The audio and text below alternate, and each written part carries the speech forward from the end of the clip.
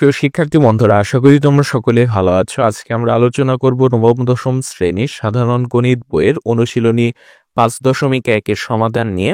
আজকে আমরা মূলত এই অনুশীলনীর সমীকরণ গঠন করে সমাধান করো এই প্রশ্নগুলোর সমাধান নিয়ে আলোচনা করব। আজকের এই ভিডিওতে আমরা 15 থেকে 18 নং প্রশ্ন পর্যন্ত সমাধান করব। আশা করি তোমরা সকলেই এই 4টি প্রশ্ন ভালোভাবে দেখে নিয়েছো। যদি না দেখে থাকো তাহলে ভালো করে একবার দেখে নিও। চলো আমরা দেখে নেই কিভাবে আমরা এই 4টি প্রশ্নের সমাধান করতে পারি খুবই সহজভাবে।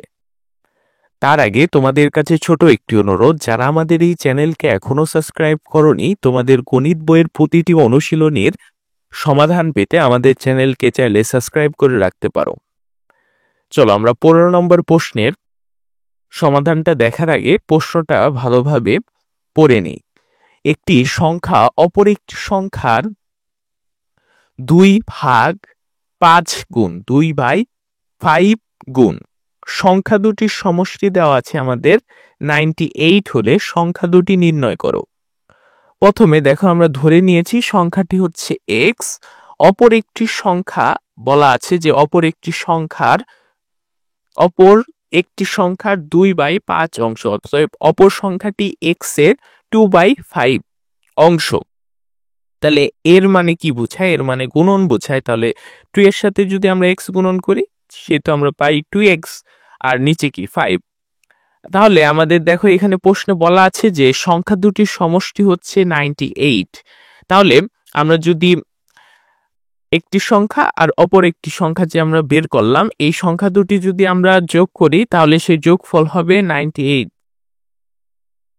তাহলে দেখো এইখানে কি আমরা এখন লসাগু করব। লসাগু করলে পাই আমরা 5 এর সাথে x গুণ করলে হয় 5x, আর যেহেতু এখানে 5 আছে 5 কে 5 দ্বারা গুণ ভাগ করলে হয় 1, আর 1 কে 2x দ্বারা গুণ করলে হয় 2x, আর 5x আর 2x কি 7x হয়।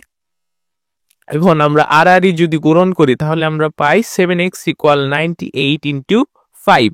তাহলে আমরা 7x = পাই 490।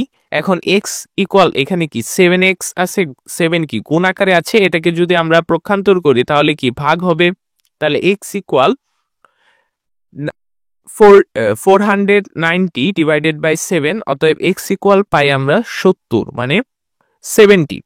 অতএব আমাদের x একটি সংখ্যা আমরা কি ধরে নিয়েছিলাম x, তাহলে একটি সংখ্যা হচ্ছে x মানে 70, আর অপর একটি সংখ্যা আমরা কি ধরেছিলাম? অপর একটি সংখ্যা হচ্ছে যে 2x ডিভাইডেড বাই 5।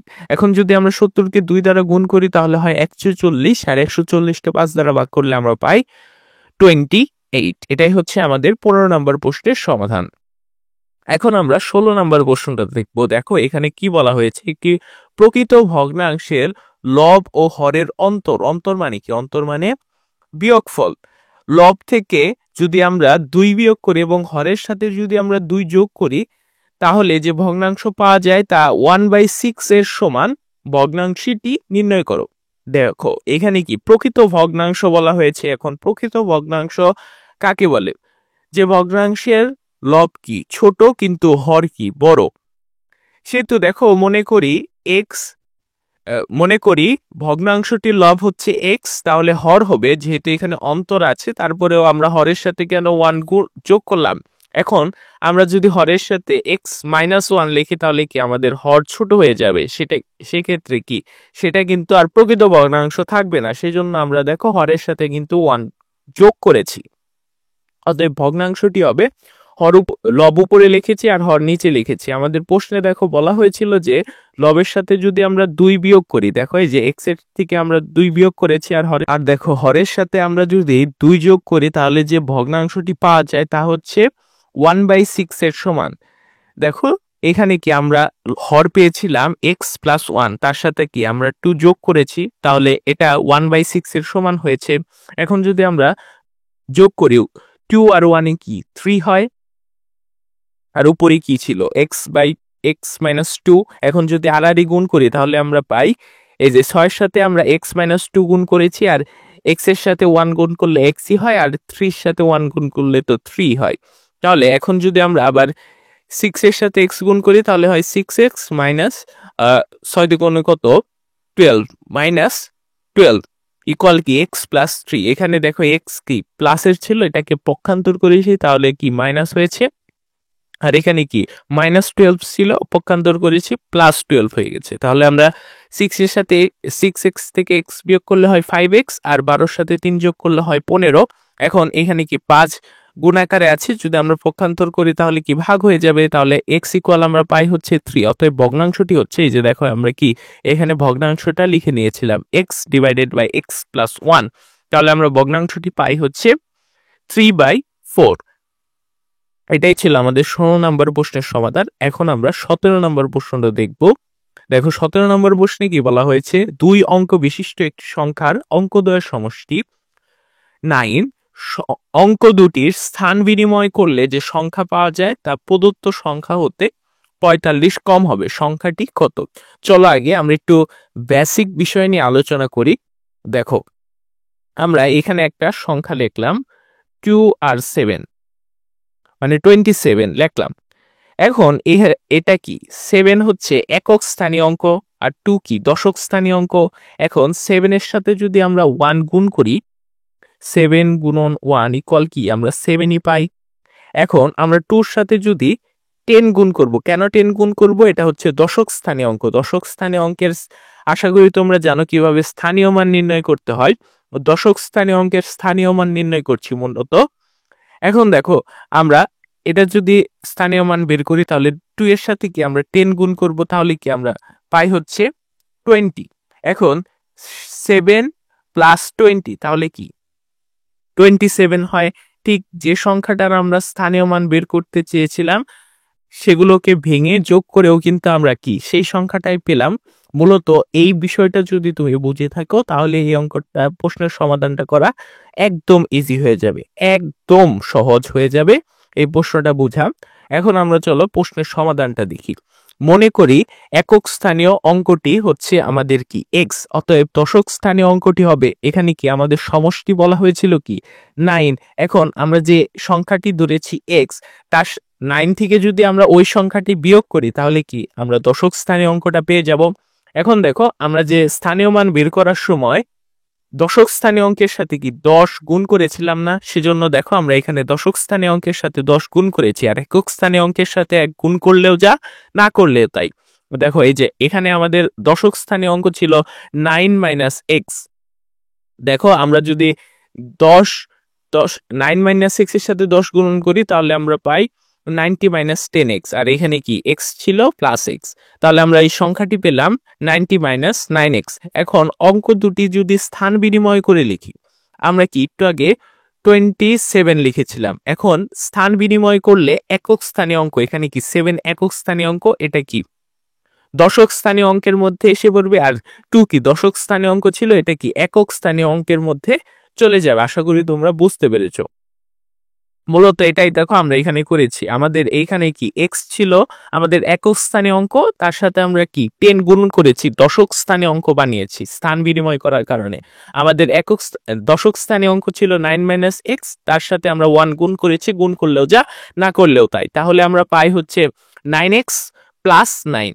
প্রশ্ন মতে দেখো আমাদের বলা হয়েছিল যে সংখ্যাটি পাওয়া যাবে, মানে এই সংখ্যার থেকে যদি আমরা 45 বিয়োগ করি তাহলেই কিন্তু আমরা এই সংখ্যাটা পাবো। দেখো প্রশ্ন মতে 9x plus 9 equal 90 - 9x minus 45। কেন 45 হলো, কারণ যে সংখ্যাটি পেয়েছি তার থেকে কি 45 কম। এখন যদি এখানে কি 9 -9x আছে, এটাকে যদি আমরা পক্ষান্তর করি তাহলে কি প্লাস 9x হয়ে গেছে, আর এখানে কি প্লাসের 9 ছিল, পক্ষান্তর করার কারণে -9 হয়ে গেছে। 9x আর 9x এ কি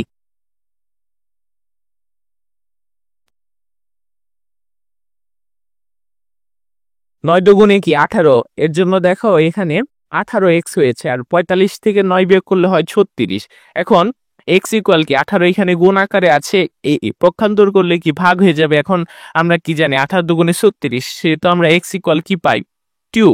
এখন আমাদের সংখ্যাটি হচ্ছে 90 - 9x। এখন 9 এর সাথে আমরা x বিয়োগ করে দিয়েছি, 90 - 9 ইন্টু 2, তাহলে আমরা কি পাই 72 পাই। অতএব সংখ্যাটি হচ্ছে কি 72। আশা করি তোমরা বুঝতে পেরেছো। এরপর আজকের ভিডিওর সর্বশেষ প্রশ্নের সমাধান, আমরা 18 নম্বর প্রশ্নের সমাধানটা দেখব। দেখো এখানে বলা হয়েছে যে 2 অঙ্ক বিশিষ্ট একটি সংখ্যার দশক স্থানীয় অঙ্ক একক স্থানীয় অঙ্কের দ্বিগুণ, অর্থাৎ যে দশক স্থানীয় অঙ্ক রয়েছে, অর্থাৎ এই যে এখানে কি 2 দশক স্থানীয় অঙ্ক আর এখানে কি 7 একক স্থানীয় অঙ্ক। ধরে নাও যে এই যে একক স্থানীয় অঙ্ক রয়েছে, এই একক স্থানীয় অঙ্কের দ্বিগুণ হবে হচ্ছে দশক স্থানীয় অঙ্ক। এটা কিন্তু আমাদের প্রশ্নে বলা হয়েছে, আগে আমরা প্রশ্নটা ভালোভাবে বোঝার চেষ্টা করব। তারপরে দেখাতে বলা হয়েছে যে সংখ্যাটি অঙ্কদ্বয়ের সমষ্টির 7 গুণ হবে। দেখো আমরা ধরে নিয়েছি যে একক স্থানীয় অঙ্ক হচ্ছে x, তাহলে দশক স্থানীয় অঙ্ক যেহেতু দ্বিগুণ হবে তাহলে হবে 2x। এখন সংখ্যাটি হচ্ছে আমরা দশক স্থানীয় অঙ্কের সাথে কি 10 গুণ করি আর একক স্থানীয় অঙ্কের সাথে কি আমরা 1 গুণ করি, তাহলে দশক স্থানীয় অঙ্কের সাথে 10 গুণ করলে আমরা পাই 20x, আর কি x এর সাথে 1 গুণ করলে কি xই থাকে, সেজন্য দেখো আমরা শুধুমাত্র x লিখেছি, তাহলে আমরা কি 21x পাই। সংখ্যাটি হচ্ছে 21x। আবার সংখ্যাদ্বয়ের সমষ্টি অঙ্কদ্বয়ের সমষ্টি হচ্ছে আমরা একক স্থানীয় অঙ্ক ধরেছিলাম x আর দশক স্থানীয় অঙ্ক কি ধরেছিলাম 2x, তাহলে অঙ্কদ্বয়ের সমষ্টি কি 3x হয়।